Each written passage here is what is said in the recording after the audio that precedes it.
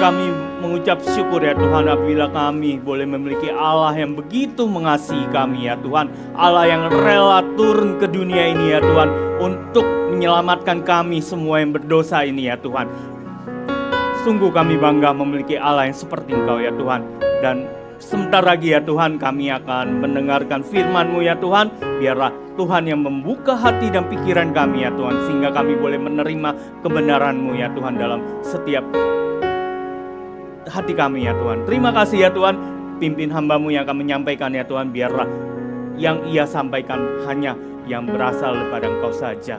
Dalam nama Tuhan Yesus Kristus kami berdoa, haleluya, amin. Silakan duduk Bapak Ibu Saudara sekalian. Ya, sebelumnya perkenalkan, nama saya Henry Chandra. Istri saya Luana Sebayang, anak saya 2, Alexandre Chandra dan Grace Olivia Chandra. Pelayanan saya di tempat ini, saya adalah seorang pemimpin kesan di daerah Antasari. Oke, baik, kita langsung saja. Tema yang diberikan pada saya pada minggu ini adalah Tuhan sedang bekerja, Tuhan sedang berkarya. Ya, nah, terkadang cara Tuhan bekerja itu tidak dapat kita pahami, ya. Namun ada maksud yang indah di balik cerita itu, di balik apa yang Tuhan kerjakan bagi kita ya. Nah, saya ingat ya, kira-kira awal kita pakai tempat ini ya, awal kita pakai hotel, saat itu masih Hotel Inaeds nah namanya ya. Kita pakai tempat ini sebagai tempat ibadah itu kurang lebih 10 tahun yang lalu ya. Jadi begitu hotel ini beroperasi ya, selang nggak lama setelah itu kita pakai tempat ini sebagai tempat ibadah ya. Saya ingat waktu itu gereja kita itu bahkan dalam kondisi yang boleh dikatakan apa ya, secara keuangan minim sekali gitu ya. Bahkan sampai harus mengurangi full timer yang ada di gereja saat itu kan. Nah, kalau dipikir, itu dalam pikiran saya bilang begini, ini pikirkan keuangan kita itu menipis ya, bahkan minus gitu ya. Kita bahkan mesti mengurangi full timer yang bekerja bagi gereja di tempat ini gitu ya. Artinya kan ya kita itu nggak sanggup ya untuk mengeluarkan biaya-biaya yang ya nyewa ruangan dan sebagainya kan gitu ya. Saya pikir dalam kondisi yang seperti itu lebih baik kita memaksimalkan tempat kita yang ada sebagai tempat ibadah dulu kan, bener kan? Harusnya seperti itu gitu ya, itu yang ada dalam pikiran saya gitu loh. Tetapi ternyata yang diputuskan adalah karena hotel ini baru beroperasi dan kita mendapatkan penawaran yang pertama dan akhirnya penawaran itu diambil. Memang ada yang bantu kita gitu ya, saat itu memang ada yang bantu kita. Cuma saya pikir ya dibantu di awal gitu ya. Kondisi keuangan kita kan nggak mungkin gitu loh, ya kan? Tetapi ternyata kita lihat gitu ya, 10 tahun sudah kita menggunakan tempat ini gitu ya. Kita nggak pernah, artinya nggak sanggup untuk membayar tempat ini gitu ya. Nah, seakan-akan Tuhan bicara gini ya, seakan-akan Tuhan bicara jangan takut, meskipun kondisi keuangan nggak memungkinkan, aku akan menyertai ya. Oke. Nah, sepanjang bulan Desember ini ya, Tuhan berpesan kepada kita jangan takut ya. Kalau di minggu pertama Tuhan berbicara kepada Zakaria dan mengatakan jangan takut sebab Dia tidak melupakan engkau ya. Di minggu yang kedua kita nggak pakai tema itu karena kita Natal ya. Di minggu yang kedua Tuhan berpesan jangan takut kepada Maria. Untuk apa? Ketika Tuhan mengubah rencananya Maria, jangan takut gitu ya. Dan minggu ini pesan Tuhan pada kita adalah jangan takut, Tuhan sedang berkarya dalam hidup kita ya. Ayat Alkitab yang diambil dibacakan dari Matius 1. Saya bacakan untuk saudara-saudara sekalian. Kelahiran Tuhan Yesus adalah seperti berikut. pada waktu Maria, ibunya, bertunangan dengan Yusuf, sebelum mereka hidup sebagai suami istri, ia didapati mengandung dari Roh Kudus. Karena Yusuf suaminya seorang yang benar dan tidak mau mencemarkan nama istrinya di depan umum, ia bermaksud menceraikannya dengan diam-diam. Namun ketika ia mempertimbangkan maksud itu, malaikat Tuhan nampak kepadanya dalam mimpi dan berkata, "Yusuf, anak Daud, janganlah engkau takut mengambil Maria sebagai istrimu, sebab anak yang di dalam kandungannya adalah dari Roh Kudus. Ia akan melahirkan anak laki-laki dan engkau akan menamakan dia Yesus, karena dialah yang akan menyelamatkan umatnya dari dosa-dosa mereka." Semuanya itu terjadi supaya digenapi yang difirmankan Tuhan oleh Nabi. Sesungguhnya anak darah itu akan mengandung dan melahirkan seorang anak laki-laki, dan mereka akan menamai dia Immanuel, yang berarti Allah menyertai kita. Di sini ada ayat yang saya tebalkan ya, mungkin di ayat 19. Coba balik lagi ke ayat 19. Di sini dikatakan karena Yusuf suaminya, saya tebalkan ini, seorang yang benar dan tidak mau mencemarkan nama istrinya di depan umum, ia bermaksud menceraikannya dengan diam-diam. Nah, kenapa saya tebalkan di sini? Karena ada pesan, khususnya enggak ada. Adalah beberapa anak muda di sini ya. Ada pesan ya, bahwa mengandung tanpa suami itu merupakan aib. Dari dulu pun sudah sedemikian. Gitu ya. Maka itu jagalah diri kalian. Jangan sampai ini terjadi. Gitu ya. Jaga dari sejak awal. Ya. Dari sejak awal, jangan kita, khususnya bagi wanita ya, jangan kita istilahnya apa ya, duluan atau bagaimana gitu ya. Ya, soalnya gini, keintiman itu, yang namanya keintiman itu, dari perjalanan waktu itu nggak mungkin berkurang, gitu ya. Akan terus bertambah kalau dari sejak awal kalian sudah menyentuh hal itu, kedepannya itu akan maju terus, nggak mungkin berkurang gitu loh. Makanya dari awal kalian harus menjaga itu dengan benar-benar gitu ya. Kemarin kebetulan saya dapat undangan ya, teman saya ngundang, dia bilang mau nonton nggak gitu ya, nonton sama-sama di gereja.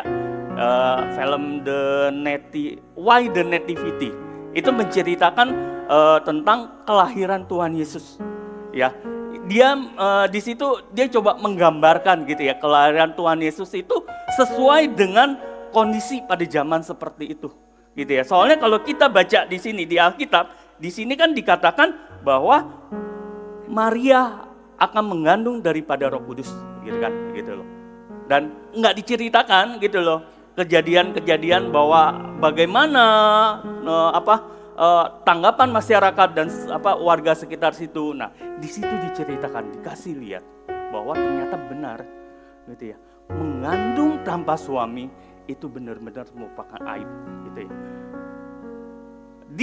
Di tempat dia berkomunitas, Maria berkomunitas, sebenarnya Maria itu dikenal sebagai orang yang baik. Maria dan Yusuf dikenal dari keluarga yang baik-baik gitu ya. Mereka saling kenal, saling akrab. Tetapi karena kejadian itu digambarkan ada seorang anak mau ngasih bunga ke Maria, tiba-tiba orang tuanya langsung ngambil tuh bunga, dibuang. Maksudnya jangan dekat-dekat. Itu yang terjadi gitu ya. Meskipun ketika malaikat menyampaikan pesan itu kepada Maria, dan memang Maria kan bertanya gitu ya, bagaimana saya bisa ngandung gitu ya. Malaikat menjawab, Tuhan yang mengerjakan itu, kamu akan dikandung daripada Roh Kudus. Dan malaikat juga ada ngomong, dia bilang seperti ini, Elizabeth kerabatmu itu juga sedang yang diketahui mandul sedang mengandung. Dikasih pesan seperti itu, gitu ya. Jadi artinya apa? Bahwa Tuhan sanggup membuat Elizabeth yang sudah mandul itu mengandung, gitu loh. Makanya Tuhan pun sanggup untuk membuat Maria itu mengandung. Itu pesan, gitu loh. Dan akhirnya Maria mengatakan, sesungguhnya aku ini adalah hamba Tuhan, jadilah padaku menurut perkataanmu itu. Meskipun dia berkata seperti ini, ya, aib itu di sini saya pernah membahas ini di kelas DK. Jadi kalau mau tahu cerita lengkapnya, ya ikut DK ya nanti, gitu ya. Oke, cerita lengkapnya di sini hanya mungkin beberapa potong aja saya beri ya. Jadi gini, sebenarnya meskipun Maria mengatakan sesungguhnya aku ini hamba Tuhan, jadilah padaku menurut perkataan itu, Maria itu masih ragu. Ya, Maria itu masih ragu. Soalnya dia yang alami itu, ya. Dia tahu dia akan menghadapi mungkin penghakiman dari orang-orang sekitar. Kalau dia nggak benar-benar yakin, ya dia mungkin akan mundur dan akan merasa seperti apa, gitu ya. Dia masih ragu. Oleh sebab itu, begitu dia mendengar kata kerabatnya Elizabeth mengandung, makanya di perikop selanjutnya dari cerita ini diceritakan tentang Maria dan Elizabeth. Maria pergi mengunjungi Elizabeth, ya. Dia mau konfirmasi, gitu loh. Benarkah Elizabeth itu mengandung, gitu ya. Dan itu yang dia dapat, gitu ya. Jadi begitu Maria tiba di tempatnya Elizabeth, baru ngetuk pintu, baru mengucapkan salam, Elizabeth langsung menyambut Maria. Dia katakan, Elizabeth bilang seperti ini. Dia bilang, begitu mendengarkan salam daripadamu, anak yang di dalam kandunganku itu melonjak-lonjak. Dia bilang gitu ya. Karena kehadiran Tuhan di dalam rahimnya si Maria, gitu ya. Nah, zaman dulu kan belum ada handphone, ya benar kan ya? Ya, belum ada handphone. Itu dari tempat Maria ke Elizabeth itu jaraknya jauh, gitu ya. Jaraknya jauh, ada 100 km lebih, gitu ya. Jauh gitu. Dan Maria lagi hamil itu kan belum tahu, gitu ya. Kan jauh, gitu ya. Tapi begitu Maria nyampe di tempat si Elizabeth langsung tahu.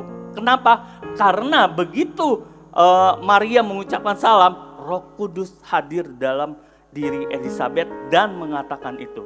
Dan dia juga berkata, siapakah aku ini sehingga ibu Tuhanku ini mau mengunjungi aku. Begitu Maria mendengarkan cerita itu, perkataan Elizabeth langsung dia yakin, gitu ya. Sebab lanjut juga Elizabeth, Roh Kudus bicara seperti ini. Dia bilang, dan berbahagialah ia yang telah percaya, sebab apa yang dikatakan kepadanya dari Tuhan akan terlaksana.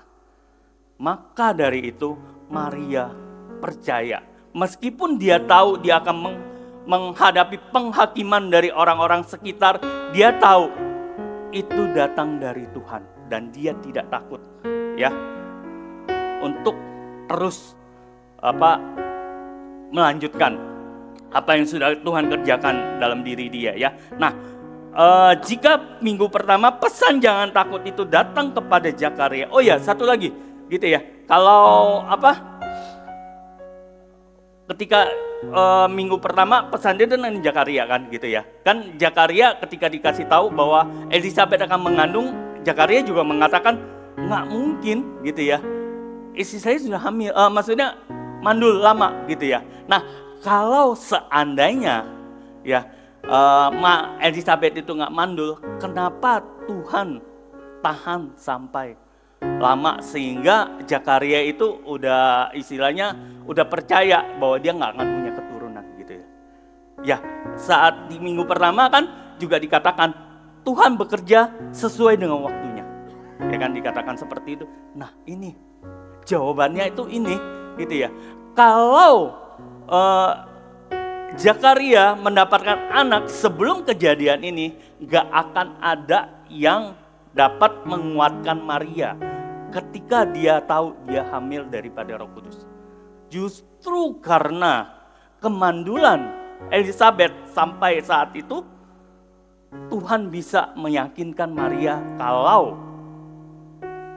yang dikandung daripada Maria itu datangnya dari Tuhan. Itu cara Tuhan bekerja ya. Nah, jadi jika minggu pertama pesan jangan takut itu datang kepada Maria, Zakaria, minggu kedua datang kepada Maria, dan minggu ini pesan itu datang kepada Yusuf ya di ayat ke-20 tadi ya.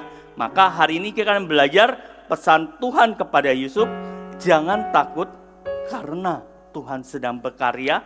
Sebab pertama adalah hikmat Allah itu tidak terbatas ya, yang pertama. Slide selanjutnya. Ya, hikmat Allah tidak terbatas ya. Di ayat ke-22 dan 23 semuanya itu terjadi supaya genaplah yang difirmankan Tuhan kepada oleh nabi, sesungguhnya anak darah itu akan mengandung dan melahirkan seorang anak laki-laki dan mereka akan menamai dia Immanuel, yang berarti Allah menyertai dia. Ini ada kisah dari Wallace Jensen ya. Wallace Jensen itu terlahir dari keluarga yang nggak mampu ya. Terlahir dari keluarga yang nggak mampu. Terus ketika dia dewasa, dia sudah bekerja di satu perusahaan penyuplai bahan bangunan gitu ya. Tetapi yang terjadi pada masa itu di Amerika Serikat terjadi masa resesi, benar kan ya? Sekitar tahun 1950-an kan di Amerika terjadi masa resesi, dan Wallace Jensen ini terkena yang namanya pengurangan di PHK gitu ya. Dan dia dipecat, terus akhirnya karena dia nggak tahu apa yang mau dia perbuat, akhirnya dia berdoa bersama istrinya gitu ya, dan akhirnya diambil keputusan dia akan memulai satu usaha dengan minjam daripada bank. Ya, jadi dia meminjam uang daripada bank, terus akhirnya dia buka motel ya, tempat penginapan gitu ya. Ya. Dan ternyata Tuhan menolong dia gitu ya.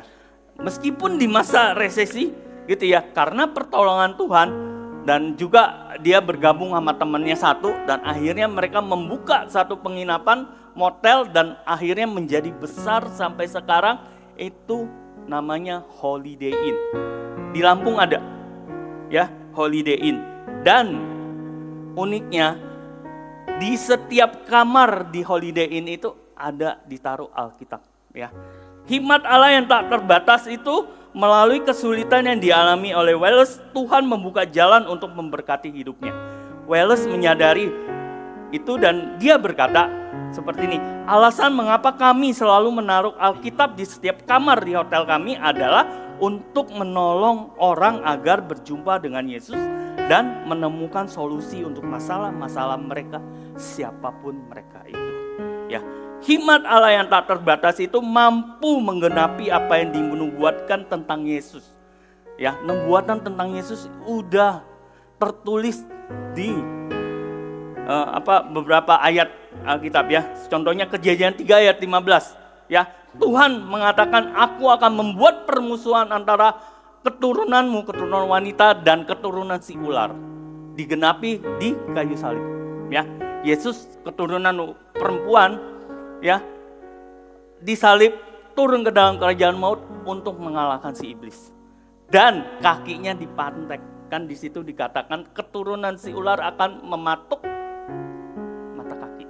Ya, itu digenapi ya. Yesaya 7 ayat 14. Sebab itu Tuhan sendirilah yang akan memberikan kepadamu suatu pertanda. Sesungguhnya seorang perempuan muda akan mengandung dan akan melahirkan seorang laki-laki, dan ia dinamakan Immanuel. Pada saat kelahiran Yesus digenapi. 2 Samuel 7 ayat 12, apabila umurmu sudah genap dan engkau mendapat perhentian bersama-sama dengan nenek moyangmu, aku akan membangkitkan keturunanmu, kemudian anak kandungmu, dan aku akan mengokohkan kerajaannya. Ini Tuhan bicara sama Daud. Ya. Yesus katakan keturunan dari Daud. Yeremia 23 ayat 5, sesungguhnya waktunya akan datang, demikianlah firman Tuhan, bahwa Allah akan menumbuhkan tunas adil bagi Daud. Ia akan memerintah sebagai raja yang bijaksana dan melakukan keadilan dan kebenaran di negeri. Yesus menggenapi itu. Ya. Dan kalau kita baca silsilah di Matius ya, Matius ini ditulis untuk orang Yahudi dan silsilah itu kan berdasarkan garis keturunannya Yusuf. Dikatakan Yusuf anak Yakub. Ya. Yakub kalau ditelusuri itu semua anak Daud dari Salomo. Bahkan dan ditulisnya ini keturunannya itu hanya sampai dari Abraham. Ya, Matius menulis itu dari Abraham. Jadi Yusuf keturunannya Daud dari garis keturunannya Salomo. Gitu ya. Oke. Nah, kalau di Lukas, silsilah Lukas mungkin kita ngelihat ada sedikit yang berbeda di sini ya. Ada yang berbeda gitu ya. Ya, tetapi kalau kita nggak tahu, kita akan mengatakan bahwa Lukas sama Matius itu berbeda, bertentangan gitu ya. Sebenarnya enggak ya. Nah, Lukas nulis itu untuk orang Yahudi, non-Yahudi ya. Jadi dia tulis berdasarkan garis keturunan si ibu gitu ya. Jadi di sini dikatakan kalau baca silsilah di Lukas itu ditulis Yusuf anak Eli.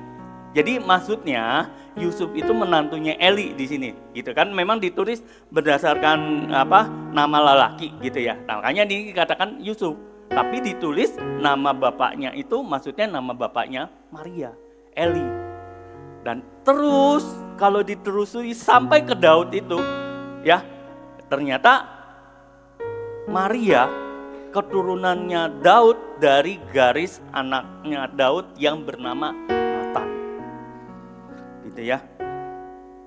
Jadi kalau Tuhan bilang keturunan perempuan dan keturunan kalau yang mewarisi itu kan kalau kan bisa dibilang kan sebenarnya kalau bilang dari garis keturunannya Yusuf ya kan anaknya Yusuf, Yesus ini kan bukan dari pernikahan. Benar kan? Boleh dibilang Yesus ini bukan anaknya Yusuf, bukan garis keturunannya Daud. Gitu. Boleh dibilang seperti itu kan? Ya kan? Kita bisa menyangkal itu, gitu ya. Tetapi ternyata Maria pun keturunannya Daud. Jadi kalau dikatakan Yesus itu anak Daud, tidak ada yang bisa mengingkari itu. Karena memang kebenaran itu ada ya.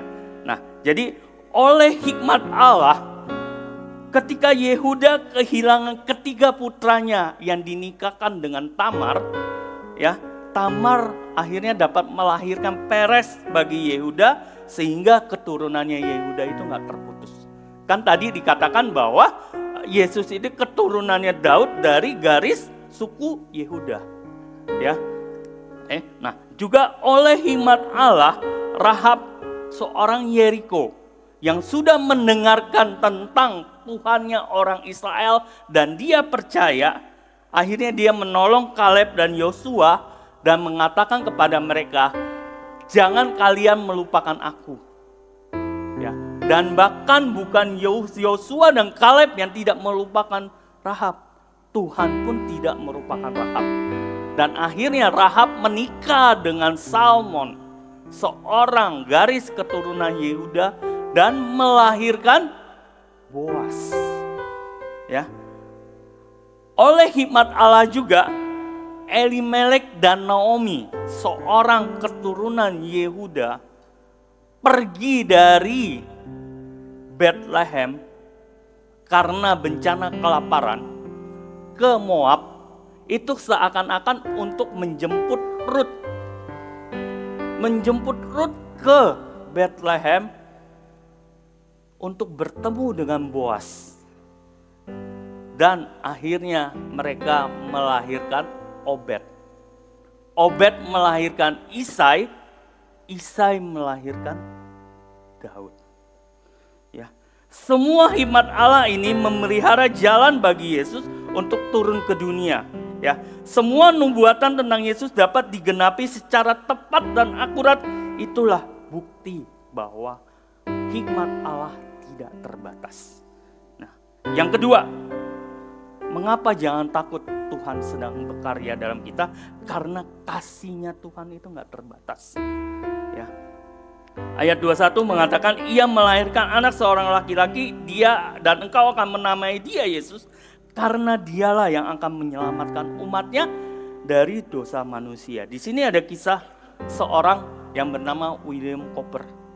Ya, William Cowper ini dalam satu masa kehidupannya begitu terhimpit dan akhirnya dia memutuskan untuk bunuh diri, lompat dari jembatan yang di atas Sungai Thames yang membelah kota London gitu kan. Nah, akhirnya dikisahkan bahwa dia dalam satu malam yang berkabut, ya saat itu malam berkabut sangat tebal gitu, dia sudah menyewa kereta.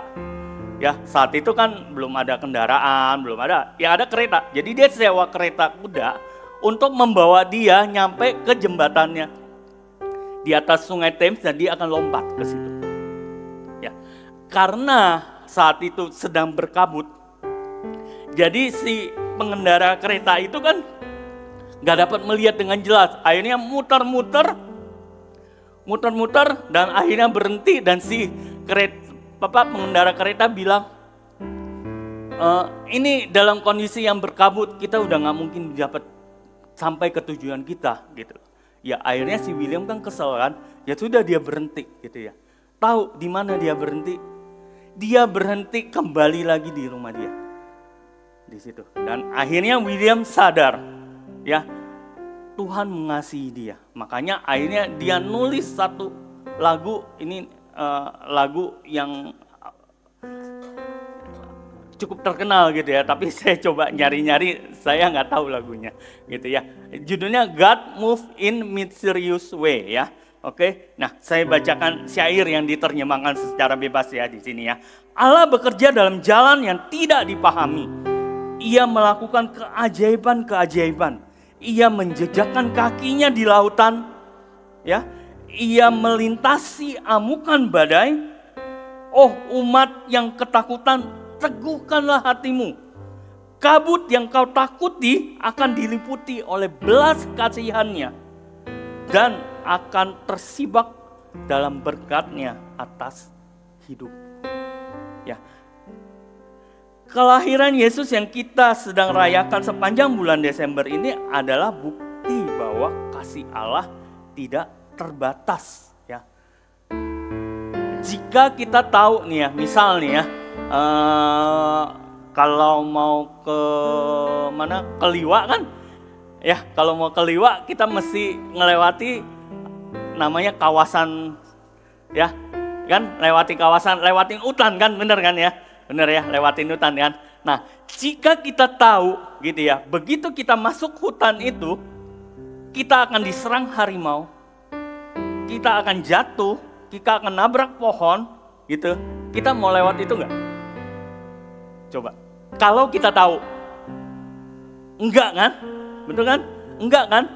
Nah, tetapi Tuhan tahu Dia ke dunia, turun ke dunia ini untuk apa? Untuk mati disalibkan. Untuk ditolak oleh manusia. Ya. Tetapi meskipun dia sudah tahu bahwa ia datang ke dunia ini untuk menyerahkan nyawanya, Yesus tetap datang. Itu bukti kasih Allah yang tidak terbatas. Ya. Mungkin ada foto ya, coba. Nah, itu ada foto gembala kita. Yang sebelahnya foto mami saya. Ya foto mami saya gitu ya. Dan itu pada saat itu dia ngalami retak di pinggul ya. Divonis dokter harus ganti panggul. Ya, ini saat itu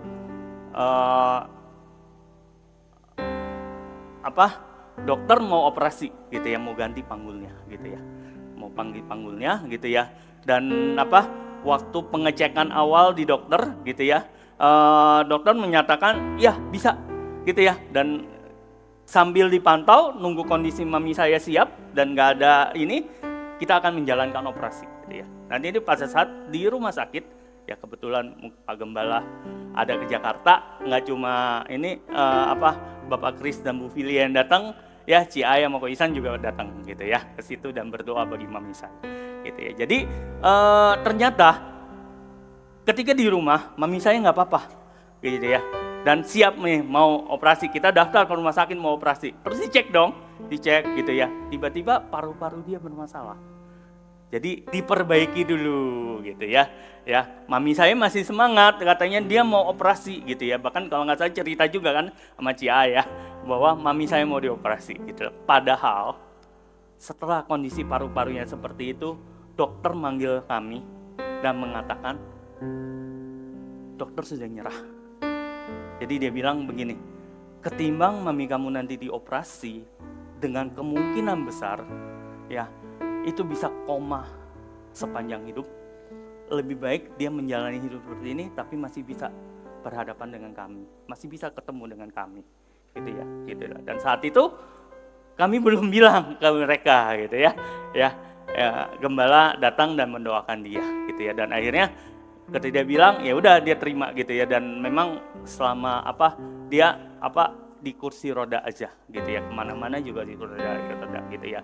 Dan kalau lihat orang yang sakit kan jadinya kan di kamar terus gitu kan, gitu ya.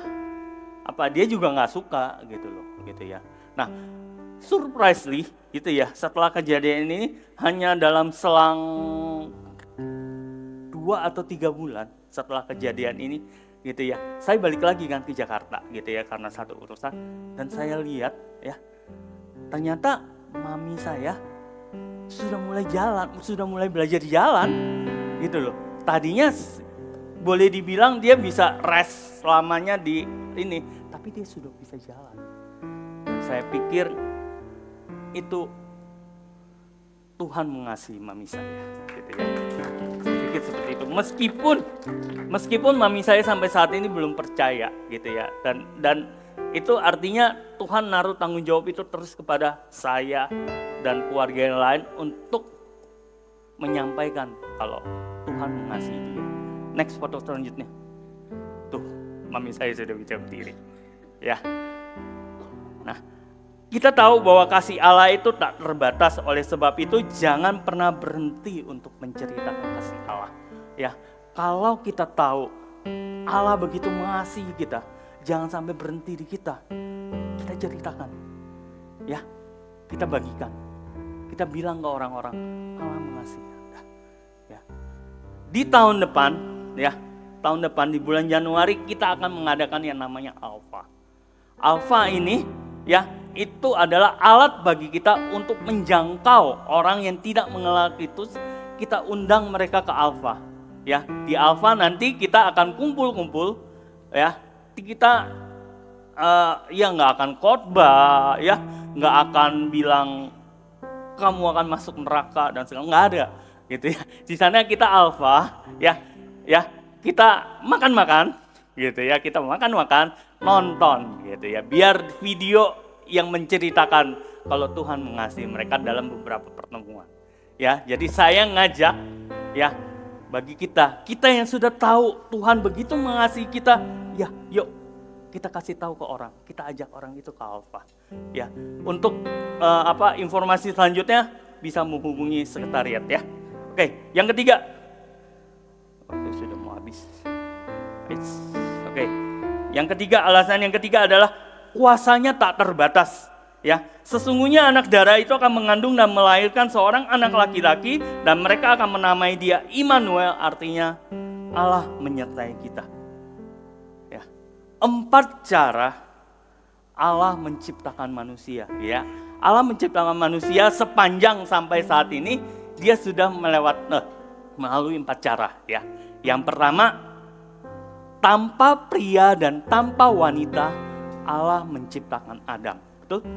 Ya, dia membentuk dari tanah, ya, menghembuskan nafas, terjadilah Adam. Yang kedua, dengan pria tanpa wanita, dia menciptakan Hawa. Ya kan? Ambil tulang rusuk dari Adam, dibentuk jadi Hawa, dihembuskan nafas jadi Hawa. Ya, yang ketiga ini kita semua yang di sini, ya, dengan pria, dengan wanita, dengan ayah kita, dengan ibu kita, diciptakanlah kita. Ya, yang keempat, dan ini hanya sekali, satu-satunya yang terjadi. Ya, tanpa pria, dengan wanita, Maria, Allah menghadirkan Yesus bagi kita. Ya. Satu pertanyaan klasik, ya. Nggak tahu teman-teman pernah nggak menanyakan ini? Dulu saya pernah menanyakan dan mendapatkan pertanyaan seperti ini, gitu ya. Dapatkah Allah yang Maha Kuasa menciptakan batu yang sangat besar? Allah kan Maha Kuasa, kan, Maha mencipta segalanya, kan? Ya. Dapatkah dia menciptakan batu yang besar, sangat besar, sehingga dia nggak sanggup untuk mengangkat? Ya, pertanyaan yang boleh dibilang cukup konyol. Ya, jawabannya nggak mungkin, gitu ya. Nggak mungkin, bukan Allah nggak sanggup, nggak mungkin Allah menciptakan sesuatu yang nggak bisa dia kendalikan, bener nggak? Ya kan? Nah, gitu. Nah, pertanyaan selanjutnya, nah ini yang sering sering nyerang kita, gitu ya. Kita sering dikatakan mentuhankan manusia, betul? Mentuhankan Yesus, padahal Yesus adalah manusia. Kita sering diserang seperti itu, padahal bukan manusia yang menjadi Tuhan, tetapi Tuhanlah yang menjadi manusia. Kok bisa? Gitu ya. Kalau pertanyaan itu bilang, bisakah Allah menjadi manusia? Jawabannya jelas, sudah terbukti jawabannya bisa. Gitu ya. Jadi Allah mampu menembus manusia yang berdosa tanpa mengingkari keberadaannya. Allah sanggup untuk menebus dosa kita tanpa mengingkari keberadaannya Dia. Ya, kita sudah belajar di Alkitab bahwa setiap dosa ada penebusannya. Ya, untuk manusia yang berdosa, jelas harus ada penebusnya. Yang nebus siapa? Manusia yang nggak berdosa. Mungkinkah manusia tidak berdosa? Tidak mungkin. Jadi, mungkinkah manusia diselamatkan? Allah sanggup menjawab itu. Allah turun sebagai manusia untuk memenuhi keberadaan Dia dan menebus manusia. Penebusan Kristus untuk kita umat manusia yang berdosa yang seharusnya binasa, itulah bukti bahwa kuasa Allah tidak terbatas. Ya. Waktu saya awal bertobat, ya, saya kan tadi mami saya bukan orang percaya, keluarga saya bukan orang percaya, ya. Saya dilahirkan dari keluarga yang tidak percaya Tuhan. Tapi saya bersekolah di Penabur kan, ya, sekolah Kristen. Di situ saya kenal Kristus, gitu ya. Dalam perjalanan rohani saya sempat masuk jadi saksi Yehova, gitu. Tetapi dalam perjalanan saya, gitu ya, saya nggak merasa nyaman, gitu ya. Hati saya gelisah, gitu ya. Ditambah lagi kondisinya waktu itu sebagai pelajar, ya, sebagai anak SMP lah, ya, waktu itu saya SMP. Sebenarnya, ya, bukannya sombong, ya, sebenarnya saya itu bukan orang yang bodoh-bodoh amat lah, ya, bukan yang bodoh-bodoh amat lah, gitu ya. Pokoknya nggak terpuruk lah, gitu ya, gitu. Tetapi saat itu justru itu yang saya alami, gitu ya. Dan di saat itu saya ngerasa bahwa Tuhan manggil saya, ya, dalam suatu retret menjelang akhir sekolah. Penabur kan biasa ada retret, gitu ya. Nah, itu saya itu ngerasa terpanggil, gitu ya. Saya merasa terpanggil dan saya menjawab panggilan itu, gitu ya. Dan sebelumnya satu yang saya ucapkan, gitu ya. Saya kan dari sekolah penabur, ya. Waktu itu di daerah saya ada satu sekolah, ya, secara urutan ya biasa Penabur lah yang nomor 1, kedua ya mungkin Tarakanita ya, itu sekolahnya Agnes Monica itu, ya. Di daerah saya Agnes Monica dulu sekolah di situ ya, Tarakanita. Terus ada lagi satu sekolah, ya. Saya pernah ngomong seperti ini, ya.